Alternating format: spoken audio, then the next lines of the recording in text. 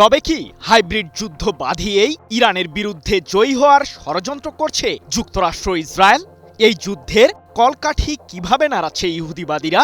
ইরানের সর্বোচ্চ ধর্মীয় নেতা আয়াতুল্লাহ মোস্তফা খামেনির স্পষ্ট বার্তা, তেহরানের বিরুদ্ধে কোনো লক্ষ্যই পূরণ করতে পারবে না ইহুদিবাদীরা। এমনকি যুক্তরাষ্ট্র ইসরায়েলের আগ্রাসনকে মোকাবিলায় আঘাতের বদলে আঘাত দেবার কৌশল অনুসরণ করার ঘোষণা দিয়েছে ইরানের সামরিক বাহিনী। তবে কি যুদ্ধের ময়দানের প্রেক্ষাপট ভিন্ন দিকে ধাবিত হচ্ছে? প্রশ্ন হলো, ইহুদিবাদীদের বিরুদ্ধে ইরান এবার কোন ধরনের পদক্ষেপ নিতে যাচ্ছে? যুদ্ধের ময়দানে যুক্তরাষ্ট্র ইসরায়েলের সামরিক বাহিনীকে উল্টো ধরাশায়ী করেছে ইরান। টানা ৩৯ দিনের সাম্প্রতিক যুদ্ধের পরও ইরানের বিরুদ্ধে নতুন করে আগ্রাসনে জড়ায় মার্কিন কেন্দ্রীয় কমান্ড। কিন্তু এতেও নাস্তানাবুদ অবস্থা হয় মধ্যপ্রাচ্যে নিযুক্ত যুক্তরাষ্ট্রের শীর্ষ এই সামরিক বাহিনীর। ইরানের পারমাণবিক ও ক্ষেপণাস্ত্র কেন্দ্রগুলোকে ঘিরে বিভিন্ন ষড়যন্ত্র চালানোর পর যুক্তরাষ্ট্র এখন হরমুজ প্রণালীকে নিয়েও মাথা ঘামানো শুরু করেছে। সম্প্রতি আন্তর্জাতিক এই জ্বালানি রুটটিতে থাকা ইরানের একটি তেলবাহী জাহাজকে লক্ষ্য করে মিসাইল হামলা চালায় মার্কিন কেন্দ্রীয় কমান্ড। শুধু তাই নয়, ইরানের কেশম দ্বীপে অবস্থিত দেশটির সামরিক বাহিনীর একটি যোগাযোগ টাওয়ারেও আঘাত হানে যুক্তরাষ্ট্র।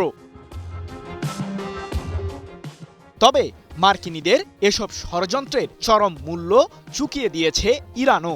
সম্প্রতি বাহরাইন ও কুয়েতে থাকা যুক্তরাষ্ট্রের সামরিক স্থাপনাকে লক্ষ্য করে বেশ কয়েকটি মিসাইল ও আত্মঘাতী ড্রোন ছুড়ে নিজেদের সামরিক শক্তির জানান দেয় তেহরান, যেখানে আঘাতের বদলে আঘাত এমন কৌশল ব্যবহার করেছে ইরানের সামরিক বাহিনী। তবে এতেও যেন উচিত শিক্ষা হচ্ছে না ইহুদিবাদীদের। তাই তো ইরানের বিরুদ্ধে এখন ভিন্ন কৌশল প্রয়োগ করে দেশটির অভ্যন্তরে গোলযোগ ঘটানোর পায়তারা চালাচ্ছে যুক্তরাষ্ট্র ইসরায়েল। এ প্রসঙ্গে ইরানের সর্বোচ্চ ধর্মীয় নেতা আয়াতুল্লাহ মোস্তফা খামেনি লিখিত এক বার্তায় বলেছেন, আমাদের সামরিক বাহিনীর বিরুদ্ধে যুদ্ধে পরাজয়ের পর শত্রুরা এখন ইরানিদের বিরুদ্ধে হাইব্রিড যুদ্ধ কৌশল ব্যবহারের পায়তারা চালাচ্ছে।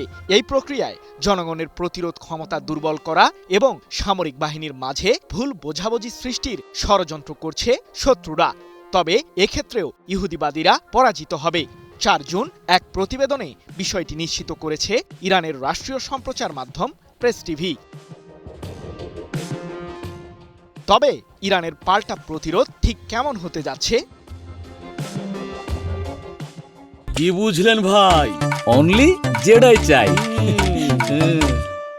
পারস্য উপসাগরীয় অঞ্চল জুড়ে থাকা ইহুদিবাদীদের প্রতিটি পদক্ষেপের উপর কড়া নজরদারি রাখছে ইরান। সম্প্রতি এমনটাই জানিয়েছিলেন দেশটির সশস্ত্র বাহিনীর শীর্ষ কর্মকর্তারা।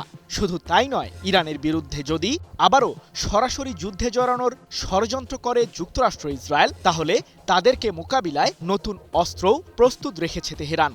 আর এবারের যুদ্ধ যে মধ্যপ্রাচ্যের সীমানার বাইরেও ছড়িয়ে পড়বে, সে হুঁশিয়ারিও দিয়েছে ইরানের সামরিক বাহিনী।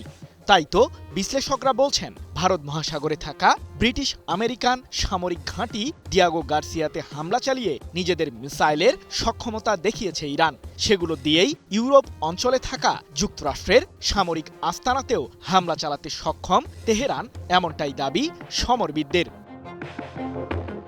সৃজন মাহমুদ, নিউজ 24।